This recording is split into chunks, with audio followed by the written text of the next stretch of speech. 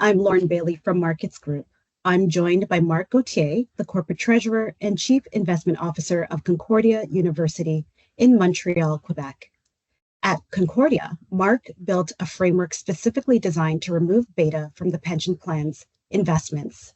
He also created a system that enabled the university's intergenerational fund to be invested through an ESG lens. During this interview, we will learn how Marc built the frameworks behind both the university's pension plan and intergenerational fund. Marc is the recipient of Markets Group's Strategy Award for his work developing these frameworks, and we will be presenting the award during our upcoming Canada West Institutional Forum in Vancouver on October 22nd. Marc, welcome and thank you for being here and sharing your journey and insights. I want to first dive into your path to the CIO role because yours wasn't the traditional route. Could you please walk us through your career journey and just share a little bit of what led you to this current position? Yes, so you're right. It is unusual. I came in as a university student with no money, so I had to study at night, and I had 3 jobs during the day. And so in the first semester, I was then hired full-time through a registrar position at university, and that allows me to fund my university and then really focus starting a professional career at Concordia. And at Concordia, I just had a thirst and established a reputation for taking on major challenges and tasks at the university and turning them around. And that led me to have the opportunity to build what was then the foundation. Now we rebranded it for the Intergenerational Fund. From the bottom up, as first an accountant, but then as a financialist, and then eventually as a CIO. And eventually also led me to take over the pension fund, which then was pretty much while the financial market of the 2008 crisis occurred, and when the pension fund really went from being 105% funded to 74% funded. So essentially my thirst for just taking on a chaotic environment, a challenging environment, and just enjoying it and then turning around, it what led me to be an accountant that is end up being a CIO. Amazing. So you walked the halls, you started your career there. How has this shaped your investment philosophy and your approach to stewardship? So when your background is both corporate finance and risk management, you essentially are concerned in managing the whole of the balance sheet of the university.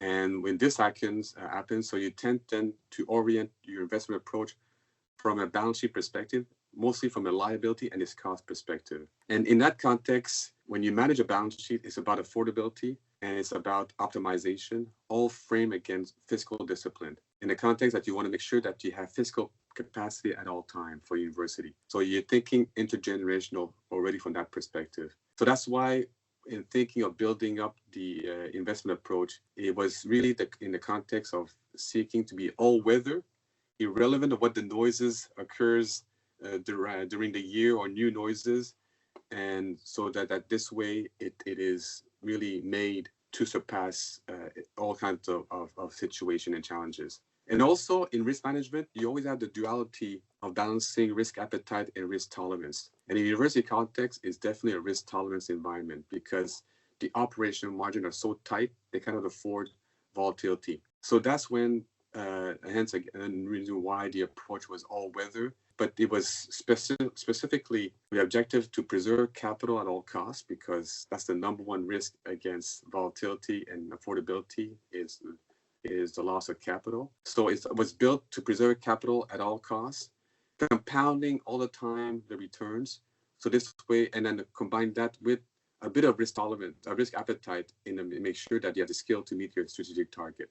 So it's really a balance between risk appetite and risk tolerance in the context of making sure that it's affordable throughout multiple periods. And so both of these funds have distinct mandates. Could you please explain how this dual fund structure sort of came about with these differing mandates? So for the pension plan, it's a defined benefit plan. So they're rare now. And the reason why they're rare in the market, and I think it's a strategic advantage for the university, is because of the funding challenges, right? And it's compounding now. Forget about just the market aspect of volatility. Then there's also now longevity, and that comes into effect in the pension plan context. So we often refer ourselves in the DB context, we're long-term investors, but we're short-term funders, and that's the reality. And then we go back again to that notion about the objective of affordability. So that's why we built a funding policy. Before even thinking about the investment policy, we built a funding policy with really establishing two major objectives: affordability and intergenerational equity. So what this means essentially is stability in cost. And in order to do that, then this way we design an overall allocation that is all absolute return driven and not relative to the market. So it's cash plus thinking. So that was how the influence happened for the pension plan. For the intergenerational fund, it's purely a strategic approach. So the university wants to be a leader in sustainability through all of its program, whether it's academic research. And in my case, I want to make sure that our sector finances reflects that, not only from both a financing perspective and an investment perspective. So our then foundation got rebranded to the intergenerational equity, not only to reflect the objective to secure the university's financial aid over the long term, but doing so in an approach where it's 100% impact oriented. So it's all about intentionality. It's all about finding solution. And so in this way, in this context, what we look for is to first address any capital allocation with a purpose, and then matching that to the ability to meet our strategic target financially. So interesting. I just want to separate the two for a minute and dive a little bit deeper into both, starting with the pension plan. You've designed this framework to, as we said before, just disassociate beta. For the pension plan, essentially, there's a few elements in designing an allocation that is all-weather and has the objective to preserve capital, but still have the ability to take on risk and meet a strategic target. One is, I'd call that outsourcing of rebalancing. So in most plan, you'll have that automatic rebalancing of your asset classes. In our case, we don't allocate capital by asset classes. We allocate by funding objective, strategic objective. And for the pension plan, I mentioned the affordability and intergenerational equity goals. Well, the way we design it is really, I'm a football guy. I love football. So it's offense, defense, special team. But the defensive part is not the traditional defense that one would think of, which is long-only bonds. It's all dynamic, unconstrained mandates. So often it's multi-strats. So what ended up happening here is that this is almost 40%. It used to be 50% allocation. And these are all dynamic asset allocations. So what they are is essentially doing is you're outsourcing rebalancing because they are so dynamic. They'll do the rebalancing for you, pending where the market is going, to make sure that you preserve capital, and then of course take on the ability to do a risk-on movement if such the market where it's going. So that's how we built the capital. So the whole capital preservation aspect is really, to me, is we outsource the whole rebalancing into all a significant amount of our allocation towards dynamic, unconstrained mandates. That's one. Two, then private markets. We're about 40%, I would say, of allocation, between 40 and 50. But it's super diversified. You get your private equity and your venture capital, but they are geographically focused on the major economies. But then you have all kinds of thematics that we have as well as part of the special teams, which is in life sciences, which I call LDI 3.0, longevity-driven investment. So we take that AI aspect into account. We get real estate, we get natural resources, which take into account commodities, infrastructure, and then agriculture from many perspectives. And then we also have what we call alternative private equity and private credit. So we were looking at different ways of using credit. Credit could be, for example, litigation financing. This is a different way. Alternative private equity is like having GP stakes. So in one way, in one bucket, you have the LP where you're paying fees. The other bucket, you have GP where you're collecting fees. So put it all together, it's highly diversified. There's very little risk concentration. And that's what's been really the success in making sure that we never lose capital, which we haven't in the last 10 years. We only use long only for proxies to maintain coverage and liquidity, which is probably between 10 and 15%.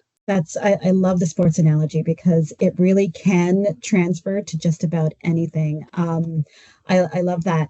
I want to shift a little bit to the intergenerational fund now, because as you've said, every single allocation has an intentionality behind it. Um, Knowing that, where are you focusing? Where is that intentionality focused? The intergenerational fund is that was very interesting. It's I call it a three-dimensional governance structure. You got the boards, which got to make sure that they're focused on meeting the strategic financial targets. You got a community who's focused on solving the world's issues, and the universities also have its own view and strategic orientation in terms of in building up in attacking sustainability. So what we do end up doing is we design this three-dimensional capital allocation process, and so for the board, it's based on asset classes. For the university, it's based on UN SDG goals. So we want to make sure that we're scoping all S17, and then which also is part of intentionality. But specifically to answer your question about is where the community want it to be is based on a capital allocation framework that has three main sustainable asset classes. One is planet, the other one people, and sustainable economies. And then you have these subclasses, like for example, on the planet side, we have decarbonization, we got biodiversity, we got a circular economy, for example. For the people, we got equity, security, and health. For the economy, a sustainable economy, we got supply chain, good actors, and technology. And then we associate UNSDG themes to each of these subclasses. And that's how the two came about. So whenever we source opportunities, we first source on intentionality with the objective to be as much scoping our capital to find as much as possible in place to many solutions. And then we marry this to our asset classes where we meet our return target, risk-adjusted return target. Is this where you can have a little bit more of an expansive view? The second you add this level of vocation towards your sourcing and due diligence, it has a whole new dimension that is really quite interesting. In fact, I can also speak to my team, quite the proudness in terms of being part. You're looking at really trying to solve and be part of solutions. I do mention that we also have at least 10% of our allocation, what we call mission-related investments, where are really specific to universities. We're trying to have this is our CTPQ equivalent of investing locally.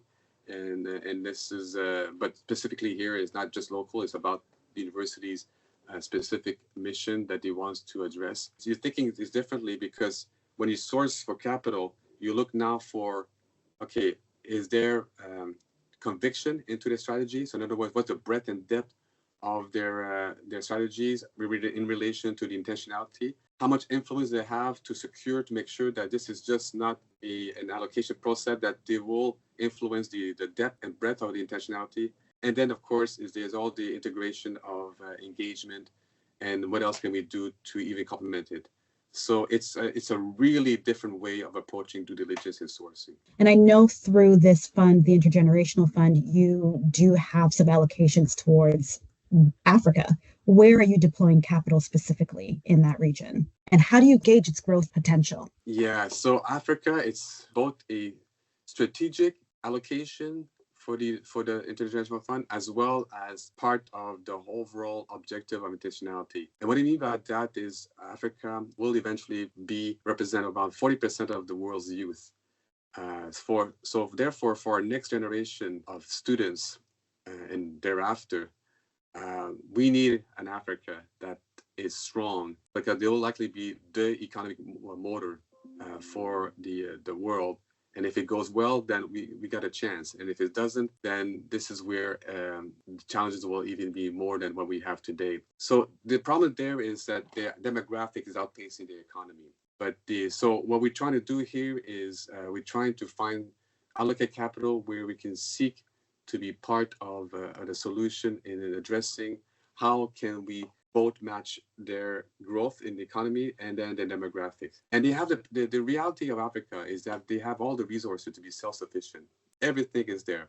So to answer your question specifically, so one, we have an allocation, and it's really a strategic allocation, not from an equity perspective, it's from a loan perspective to help an entity that has the sole purpose to create job for youth and women through a trading platform to create job, because 90% of the economy in Africa is small businesses.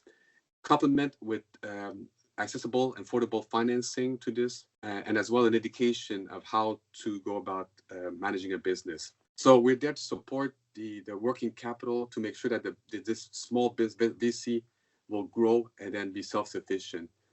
So we're the first institutional investor. We're the first investor in there to provide capital. Not even Africa they provided for capital. So it's a bit weird that the Canadian is one that actually supported. They were the first one to take risk from a creditor perspective, not even the African. But that's our conviction to go that way. We also invested into electricity to provide electricity with a new form of like a entrepreneur to recharge your all electricity needs this way for those that so sort of a portable way. We also invested in students. It's called Bright Investment, where those that have we provide essentially providing them the ability for African students to get education. And then finally, we're looking now to do our own set of micro loans to recruit international students, to provide not only the ability to get access to our education, but as well supporting them in overall career thereafter. It's really just amazing what you've done with that intergenerational fund, and just sort of working, just working in different allocations and regions and missions all in one. What advice can you offer your peers who may also be facing similar pressures to increase focus on certain ESG issues, while keeping in mind that risk management priorities need to be, maintained and even top of mind? So I have a very engaging community at the university, which is a good thing. It requires a lot of effort, obviously. So in dialoguing with your community, you got this inherent conflict with your community. They have an urgency. They want to fix a problem now. And of course, in investment, you have a long-term view. So there's an inherent conflict to this. The idea is, again, to take that three-dimensional aspect, and you want to make them aware of the challenges and the objective and how to approach investment, but you also want to listen to them as well as, okay, and then you figure out, and then you have the university as well in the middle. That's why my three-dimensional aspect. But then at the end, what you want to do is find a solution to all. And that's how we came about with the the 100% intentionality aspect. What it requires is a lot of communication, perseverance, and then really to explain that we're going to find a solution, but not in the way they're thinking, in a way that is aligned to investment. And at the end, it's really about, at the end, you really want to once you have this, to further continue dialogue with constant communication about, one, being transparent, and then, but two, most importantly, it tell the story with what you did with the capital and how much it is impacting. So it's the communication part of the story is telling the story is important, but as well the finding the solution to all and then explaining it in a way that they can understand it. And of course, successful strategy execution depends on, alignment with the board. How do you ensure clear communication so that your team and the board stays cohesive and focused on shared priorities? Yeah, effective governance is absolutely key. You're right, Lauren. It's actually key. And to me, it's my experience that you need to establish credibility and trust with the board. So I'm an accountant by trade, and I've been living through these three words that you're brainwashed when you become an accountant: is completeness, accuracy, and timeliness. But that doesn't limit you to that. That concept is not only limited to data. It's limited. It's also can be expanded to strategy. What I mean by that is, so the breadth and depth of your strategy and your thinking is when you present it, is what will ultimately gain the trust that you put in the whole will be effective and efficient as a whole. But then after that is one thing to have that, okay, you design something that it has that breadth and depth, but then you have to communicate it. And then I remember our chief communicating officer at university saying that the concept of a 7-time communication, you have to make sure that you bring up the subject at least 7 times for them to make sure that, one, they listen eventually, because sometimes at the beginning you don't listen, and then after that to understand it. So it takes, and then you have to do that 7 times in different forms, different ways. So it does require an increased level of communication and engagement with your board, an increased level of communication as well in terms of the subject matter, but also flexibility, because you want to make sure that you do take into account their feedback. So as a result of this, you have something that they have a part of it, they find they have a part of it, but as well is aligned to what you've done. So it's a lot of perseverance, but ultimately the key is to establish that credibility and trust with them. Marc, thank you so much. I can't think of a better way to end this chat. I want to thank you for joining me today, and I really appreciate your candid insights. I look forward to celebrating your achievements on October 22nd at the Canada West Institutional Forum in Vancouver. It was most my pleasure, Lauren, and thank you so much again for the award and this interview.